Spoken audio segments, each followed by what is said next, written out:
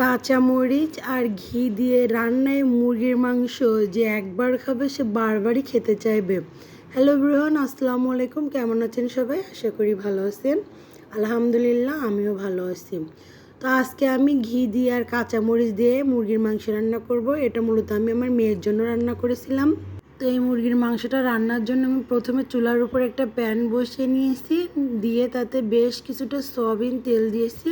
তেলটা গরম হয়ে গেলে এতে দিয়ে দেবো মুরগির মাংস, কাঁঠালের বিচি আর একটা আলু 3 টুকরো করে। তারপরে দিয়ে দেবো 2 মিনিটের মতো পেঁয়াজ কুচি, একটা রসুন ছিলা করে কোয়াগুলো দিয়েছিলাম, আর 5-6টা কাঁচামরিচ ফালি করে দিয়েছিলাম। তাতে দিয়েছিলাম একটা তেজপাতা 2 টুকরো করে, আর দিয়েছিলাম স্বাদ মতো লবণ, আর গোটা গরম মশলা 4-5টা শুকনো মরিচ ছিঁড়ে দিয়েছিলাম। দিয়ে ভালোভাবে নেড়ে চেড়ে ভেজের ভিতরে দিয়ে দেবো প্রায় 1 চা চামচের মতো হলুদের গুঁড়া। দিয়ে আবারও একটু নেড়ে চেড়ে মাংসটা বেশ ভালোভাবেই ভেজে নিব। আমার মেয়ের জন্য রান্না করেছিলাম, এই জন্য আমি একটা মুরগির নিয়েই রান্না করেছি। আপনারা চাইলে বেশি পরিমাণে নিয়েও রান্না করতে পারেন।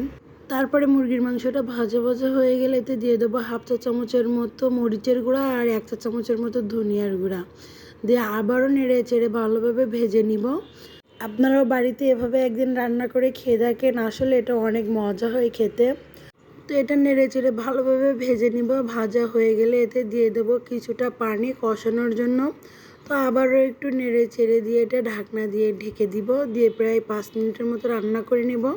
আমার বাড়িটা যেহেতু রাস্তার সাইডে, এই জন্য গাড়ির অনেক সাউন্ড আসে, দয়া করে আপনারা এই সাউন্ডগুলো ইগনোর করবেন।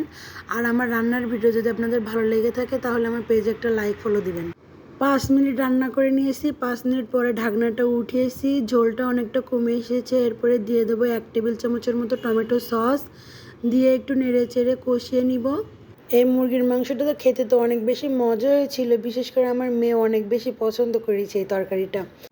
এই রান্নাটাতে ঝাল খুবই কম দিয়েছি, মশলা খুবই কম ব্যবহার করেছি, এই জন্য আমার মেয়ে অনেক বেশি পছন্দ করেছে। তারপরে তরকারিটা ভালোভাবে কষিয়ে আমি এর ভিতরে দিয়ে দেবো ঝোলের জন্য পরিমাণ মতো পানি।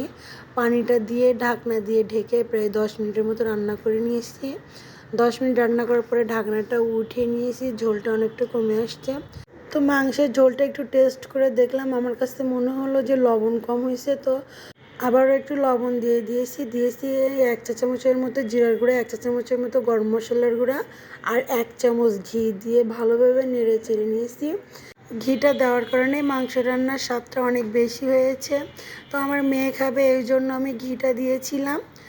তো এই তো আমার রান্না হয়ে গেছে। কেমন হয়েছে সবাই কমেন্ট করে জানাবেন। আজকের ভিডিও এই পর্যন্ত। সবাই সুস্থ থাকবেন, ভালো থাকবেন। আল্লাহ হাফেজ।